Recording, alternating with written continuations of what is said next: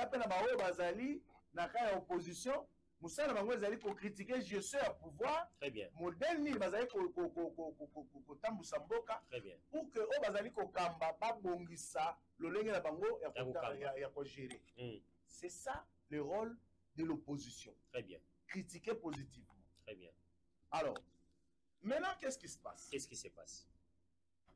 Tomoni parmi bandeko baza na initiative.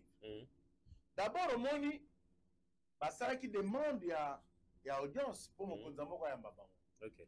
Mais mokili babandi ko tambusa na bandeko opposition que non chef de l'état bengi bango pour na dialogue apesi bango fait verbo que ndibu. Bango nde basala qui demande. Bango nde basala qui demande. Ezali pe babete hein?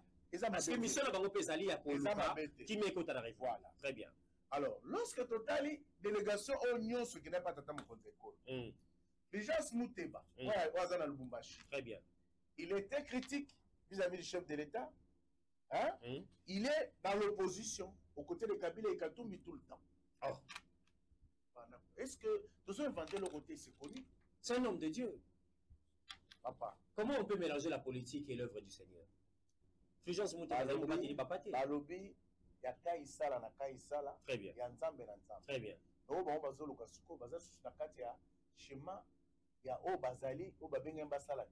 Donc, des confligences, Moumpe, à comment on est kabiliste? Yamakasi, Katumbis, Yamakasi. Évolué. Très bien. Tokende. Mimsa Biloko Tokende. Alors, Ndeko Cardinal Ambo. Très bien. Ndeko Sole. Ndeko Senga. Parce que Ndeko Moussous Wana, na tika au monde place ya Olobate. Très bien. Critiquer. Mazali numéro 1 et la confession religieuse au Babengi, Église du Christ au Congo. Très bien. Je crois que na kati ya baboti ne wana a super responsabilité na epo bakende ko ça musala eza mabete. Mais ce qui est mauvais c'est quoi? Allez-y. Le moni cardinal Nabiso. Parce que Béré Bazoba non, moi je suis aîné, j'ai un problème contre le cardinal. Non, je n'ai aucun problème contre le cardinal. Le cardinal, il faut signifier ici, il faut donner un mot. Oui. Très bien. Vous comprenez? Oh, vous avez quoi analyser? Allez-y.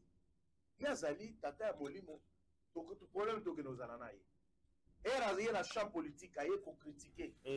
Pour Konzamboka. Très bien. La place Mboka est tout kami. Bazo Mabande Konaye a sa déclaration. Très bien. Mais lui, on a constat au Sali. Constat à Sali. Très bien. Mais lorsqu'il faut critiquer le chef de l'État, aller jusqu'aux insultes, il est toujours là, présent. Même dans la prédication, il y a des insultes. Même dans la prédication. Même dans la église, tout le monde peut dans l'élection, à même quand tout petit l'église, il y a plusieurs candidats. Alors, vous voyez que nous, en tant que politique, c'est nautique. Vous comprenez? Très bien. Alors, et ça, quand notre indexé, nous comprendre à notre position, il y a un gros balai sur le couleur politique. Très bien. Très bien. Tout le monde ne doit pas qu'il a un Kigali. Voilà. À combien de temps, à Sali Beloge à Kagame, ou à Mbongo à Mbongo. Très bien. Oyo, azo violé, ba maman, yande ba maman oyo, Mbongo, baza ba maman na bandeko na ya basi na na. Ba ressources za sous-sol ya Congo, oyo Mbongo aza censé kozala moko ya bayimboka. Très bien. Bazo piller mais il y a des Christiens na ngo mais yazo okende ko critiquer ta okende ko. Alobi non, le président Kagame il a un leadership exemplaire, il s'agit on a ba kayande ko Mbongo. Oui.